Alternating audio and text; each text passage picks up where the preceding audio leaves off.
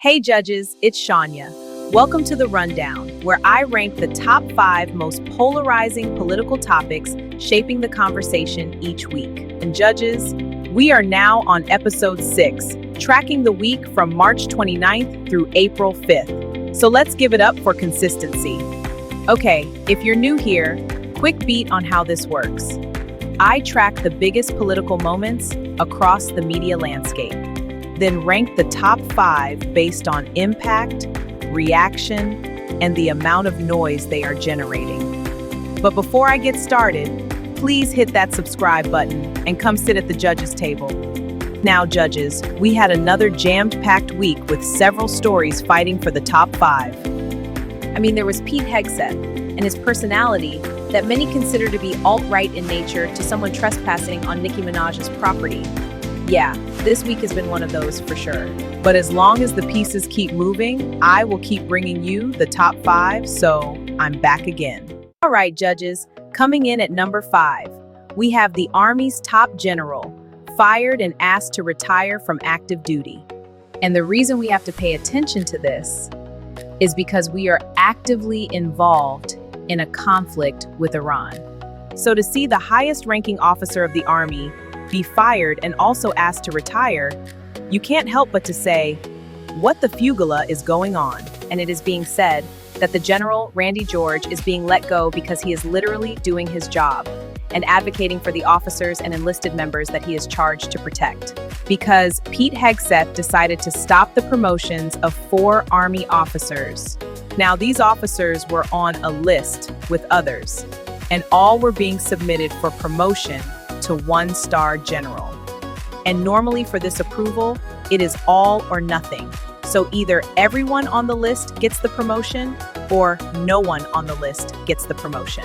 But this time, Pete Hegseth decides to break precedent, and he took a sledgehammer to 4 names, and it is being alleged that basically they are not being considered for promotion because of reverse DEI. And this move has caused contention at the highest levels of our military, which is allegedly why General George was fired abruptly in the middle of this thing with Iran.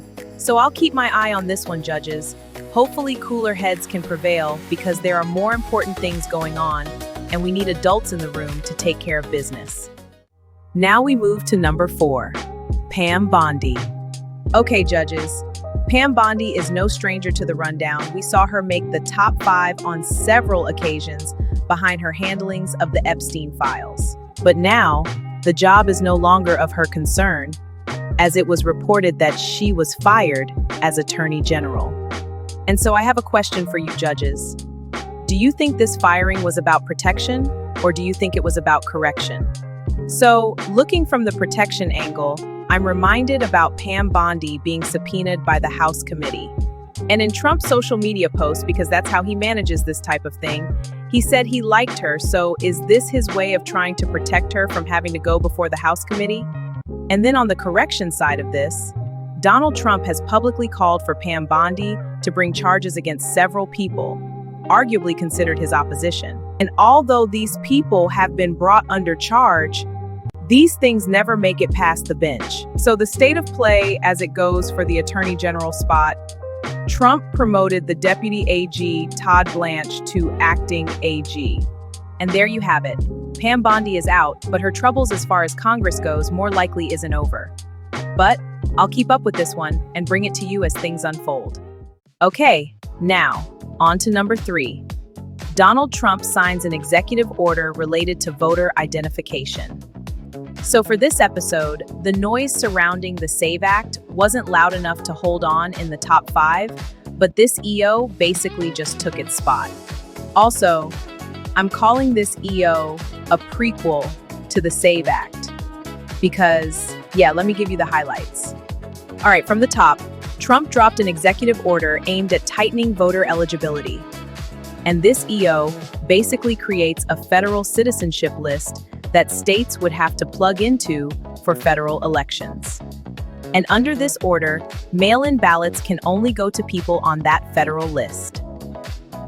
Which brings up one of the biggest issues, which is that the federal government doesn't actually have a complete list of every U.S. citizen to begin with. And states are already pushing back, and this is headed straight for the courts. So judges, obviously I'm going to watch this one and I'll bring it back to you when something else unfolds.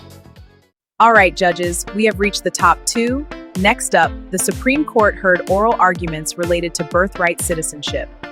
So, to bring you up to speed, this is a direct challenge to the 14th Amendment and what the framers intended when it was signed into law. Now, the administration argued that the U.S. is basically the only country dealing with this. But that point didn't land with the justices.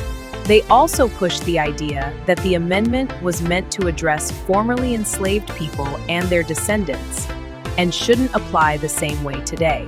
But the opposition pushed back hard, raising both legal questions and the broader implications of changing something this foundational. And the topper, Trump broke precedent and sat in on the arguments. Also, ironically, while we are here, Pam Bondi was there too, just to be fired shortly after, which a lot of people saw as an intimidation tactic. Keep in mind, Trump recently spoke out against the justices, especially the ones he appointed to the bench. But if there's a silver lining for the opposition, it's that they walked out saying most of the justices seem to be leaning their way, and that Trump is likely to lose big on this one. After all of this, Trump put a bow on the thing, in the only way he knew how, Truth Social, taking to his platform to speak out against it, and why his viewpoint should prevail. Yeah, so all of this is why birthright citizenship lands at number 2. All right, judges, we have reached the number 1 spot of this episode of The Rundown. Listen, if you are still with me, please drop down and leave a running person in the comments. Now, the number 1 is no stranger to The Rundown, as it has been in the top 2 for the last 4 weeks, and that is the US-Iran war conflict excursion. So this update starts with Trump addressing the nation and all but declared victory, with an asterisk. Because he didn't say the war was ending, he actually said the opposite. Another thing that happened during his speech is he took the moment to call out NATO again, to get involved, and for NATO to step in and take over the Strait of Hormuz. But here's the other bookend. Brazenly, Iran responded to Trump's speech with war fighting, as it has been reported that they successfully shot down one of our fighter jets. And at the time of me putting this video together, only 1 of 2 airmen have been recovered, and the rescue mission for the other airmen is underway. Also, to make matters worse, there are reports that Iranian officials have essentially placed a bounty on the airman's head, encouraging its citizens to canvass and promising them a reward if they capture and turn over the airmen. So this entire thing escalated quickly, with there being a real argument that this is Iran's way of calling Trump's bluff, showing they're still in the fight, especially with the strait still closed. And all of this is why the US-Iran conflict returns to number 1 on this episode of The Rundown. Okay, judges, that wraps up Season 1, Episode 6, and now it's your turn. Do you agree with my top 5, or did something else catch your eye? Drop in the comments and let me know your thoughts.